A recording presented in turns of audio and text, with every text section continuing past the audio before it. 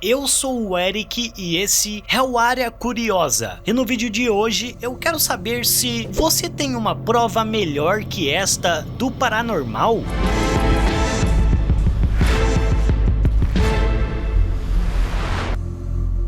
Esse caso aconteceu no Chile e passou em todos os canais de televisão do país pelo seu teor assustadoramente cruel e traiçoeiro, que se trata do assassinato frio e cruel do professor Nibaldo.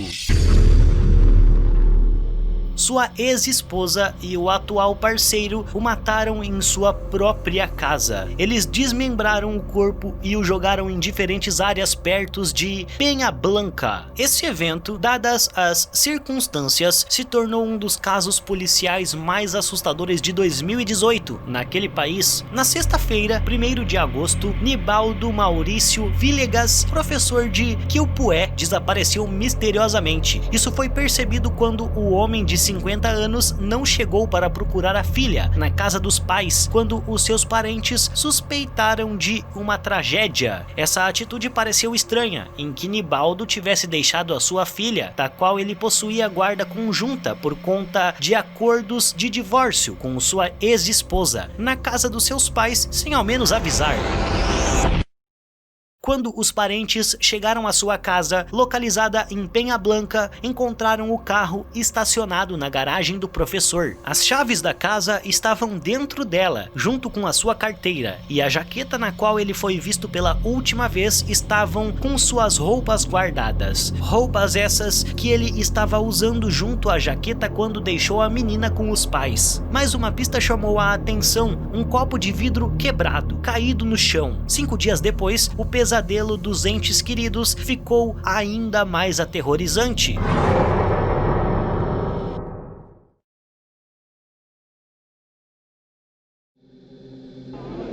Oh, no sé si, mire, si pita navale. ¿Qué? Es un pedazo de un cuerpo humano, mira. Oh, oh, rígido. El dorso. Os trabalhadores de Pratt Pier avistaram um torso humano flutuando nas águas do mar. Depois de diversos dias de investigação, a polícia informou que os ferimentos no corpo foram feitos por outras pessoas e que era o corpo dele sim, infelizmente. Como havia dito, essas pessoas que fizeram tais ferimentos incluíam a sua ex-esposa, que estava do lado das buscas o tempo inteiro, se fazendo de vítima triste, chegando até mesmo a publicar uma mensagem de ajuda no Facebook, procurando o professor.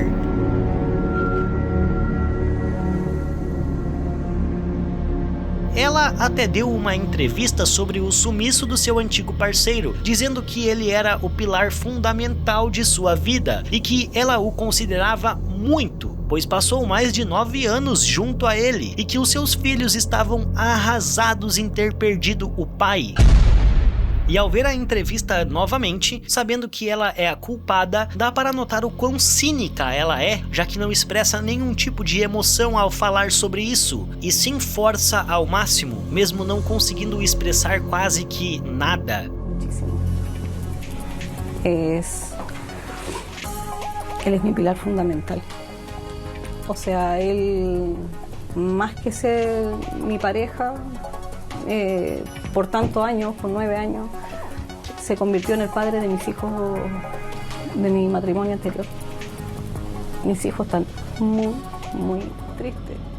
A mulher usou altas doses de clonazepam para drogar Nibaldo, depois ligou para Francisco e juntos cometeram os atos. Então eles removeram o corpo e aparentemente deixaram partes na estrada, sendo que outras partes foram queimadas em uma fogueira à beira do mar, na mesma área em que eles lançaram o torso nas águas. O que incriminou e confirmou o seu triste fim foi um vídeo em que mostra Francisco, o comparsa e atual de sua ex-mulher, sacando o seu dinheiro em uma agência bancária com o seu cartão. Nenhum deles foi incriminado por ter roubado o cartão e usado o seu dinheiro, sendo presos somente pelo assassinato, ao qual confessaram depois de uma semana dessa descoberta. Os dois só foram condenados no dia 16 de maio de 2019 à prisão perpétua, podendo somente realizar algum tipo de pedido de benefício, como a condicional, depois de 40 anos para a mulher e 20 para o homem. A família e os amigos do professor expressaram alegria pelo veredicto do tribunal, apesar de lamentarem que a mulher e o homem não tenham pego a mesma sentença. Se você tá assistindo o vídeo até aqui e ainda não deixou o seu gostei, alguém vai puxar o seu pé durante a noite. Mas se tu deixar um like e comentar a hashtag salvo, você ficará a salvo durante essa noite. Alejandro Villegas, filho da vítima, disse em entrevista que o seu pai pagou pela carreira de sua mãe, cuidou dos seus filhos, lhe deu uma casa e mesmo assim ela o traiu horrivelmente e ainda ressaltou os danos que ela causou aos seus irmãos e família. O tribunal ainda falou sobre a participação da mulher ao atrapalhar as investigações, dando sempre testemunhos falsos e encobrindo certas pistas, além, é claro, de todo o seu cinismo quando falava sobre os acontecimentos nas entrevistas para a televisão. Mas não estamos aqui para falar sobre o seu cinismo e frieza em cometer um ato horrendo que não só envolve matar, como também desmembrar alguém, algo que só as piores pessoas desse mundo têm a coragem de fazer. Estamos aqui para falar sobre os acontecimentos que sucederam esse caso, ainda nos tempos de busca, quando uma emissora de televisão chamada TVN foi entrevistar os seus vizinhos. Eles estavam perguntando a todos se tinham escutado algo ou se tinham observado um comportamento atípico em Nibaldo dias antes do seu sumiço, e foi assim, ao vivo, que o programa captaria algo muito estranho no seu áudio. Esse evento não foi percebido por ninguém nessa transmissão ao vivo, até que vários dias depois, quando o canal subiu as entrevistas às redes sociais, que as pessoas puderam notar o estranho acontecimento. Veja você mesmo e me diga se consegue perceber e entender o que aconteceu ao vivo nessa entrevista. No sabía absolutamente nada. Nada. Edson también nos acompaña, Edson también está por acá. Edson, ¿a usted qué le parece esto que nos dice la vecina, que son unos ruidos raros, que no se sabe identificar de qué son? Ustedes ya habían conversado. Nessa gravação dá para ouvir claramente em espanhol, obviamente, a frase "me cortaram, me mataram", um sussurro bem claro e próximo ao microfone, como se alguém colocasse a boca diretamente nele. Que no se sabe identificar de qué son. Ustedes ya habían conversado.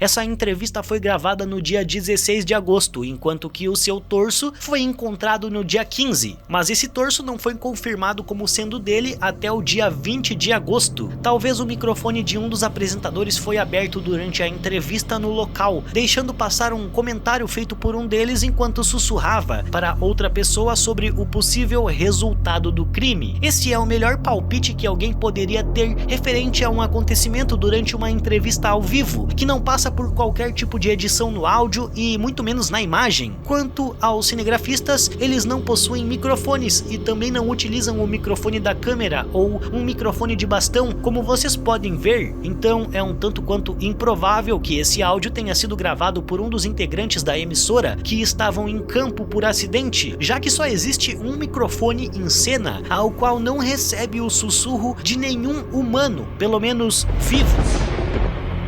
A outra ideia de que foi gravado por um apresentador em estúdio é um tanto quanto vaga e estranha, já que a voz diz claramente "me cortaram, me mataram". Até onde eu sei, ninguém que trabalhe na televisão fala em primeira pessoa ao falar os acontecimentos dos outros. Provavelmente alguém falaria sobre o corpo e como ele foi encontrado, mas não falando nada em primeira pessoa, além de dar uma informação mais vaga, bem menos direta do que essa. Os céticos falaram que o que todos nós escutamos é, na verdade, encontraram em Valparaíso, mas eu te peço para escutar mais uma vez e dizer se você consegue ouvir isso mesmo. Que no se sabe identificar de qué son. Ustedes ya habían conversado.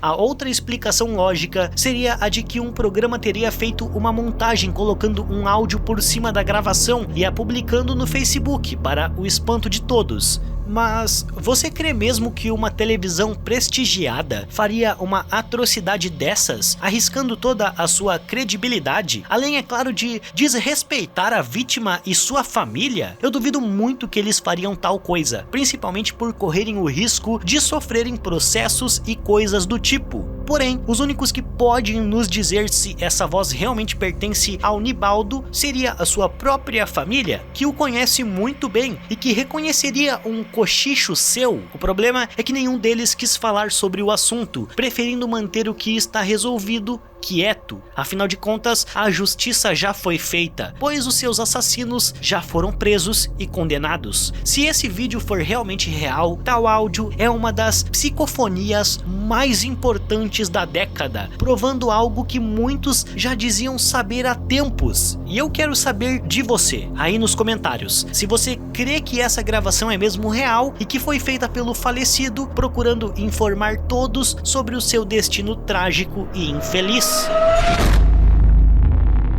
Mas infelizmente o vídeo vai ficando por aqui. Eu espero que você tenha gostado. Não esqueça de se inscrever no canal e deixar o seu gostei. Eu vou ficando por aqui e até a próxima.